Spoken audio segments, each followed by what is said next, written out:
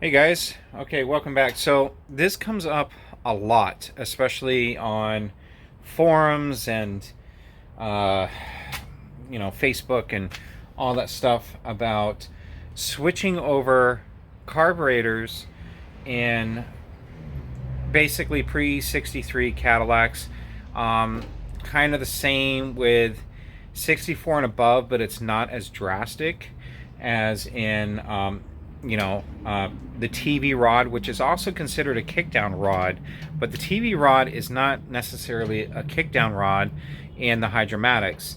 Let me show you what I'm talking about. Okay, let me show you what I'm talking about. This is my 58 ambulance. If you've been on my channel, you know exactly what she is. I rebuilt this carburetor maybe 8 years ago, and she is pretty overdue. The new ethanol and all that in the fuels just destroys these carburetors now.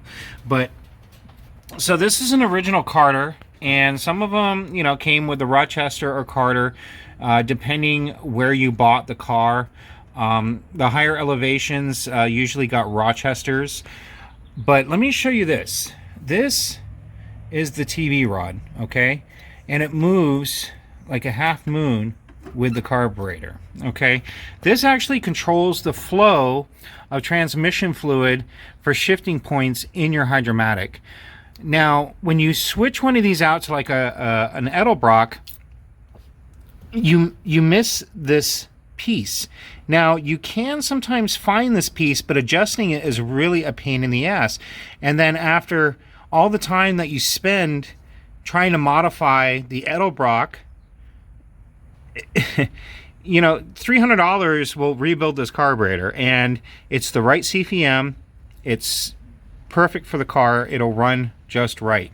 And a lot of times when people take the Edelbrock or put an Edelbrock in, they'll get rid of the spacer. Now, this spacer is an insulation buffer because these older Cadillacs have a crossover for the exhaust. Okay?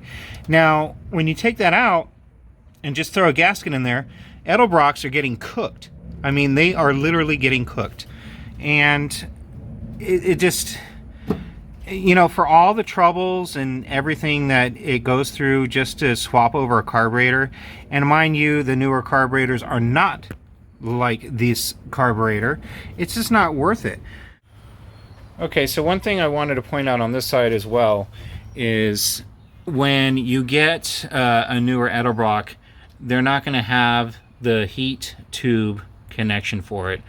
It either comes out of the manifold right here or down here. And Rochester and Carter had the little, adjustable choke.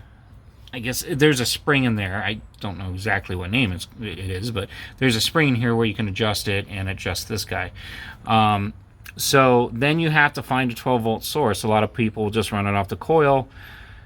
I don't necessarily recommend that because this should be standalone, and just kind of leave it alone, because you can get different variances of power and amperage when you kind of tie these two together.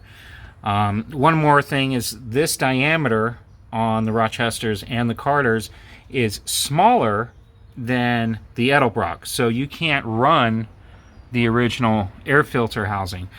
You can get the air filter housing that's bigger, that has the element that's all the way around, it's open, but this isn't a hot rod unless you have a modified engine, of course, and these work just as fine. So that's some more money you have to spend. So all in all, in the end, you're spending a lot more money for issues with the TV rod, buying a new air filter, running new wiring for the choke.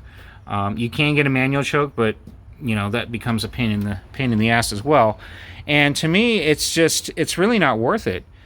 It's so much simpler to get something like this built for under $300 than just get something that's not as high quality as these were made and slap it on there and just finagle and Mickey Mouse all sorts of other stuff. It just doesn't make sense to me. Well, I hope that video was a little helpful on, kind of making a decision on what you're going to do with your carburetor situation. It just, to me, it doesn't make any more sense to spend more money and more time just to throw not a superior carburetor on one of these cars that's the same CPM, and you have to modify so much stuff, and you have potentially problematic issues with your transmission, and who knows what else. They're just, the Edelbrocks, back in the day, they were fantastic carburetors. I ran Edelbrocks on small block Chevys. I've ran Holleys. I've done all that stuff. But on a stock Cadillac, it doesn't make any sense. It's just rebuild it, throw it back on, and get back on the road. But anyways, I just thought I'd let you guys know something I've been doing for many, many years, and my expertise in this situation. Get back on the road quicker and just enjoy your car. So anyways, you guys have a fantastic weekend, and I will see you on the next video.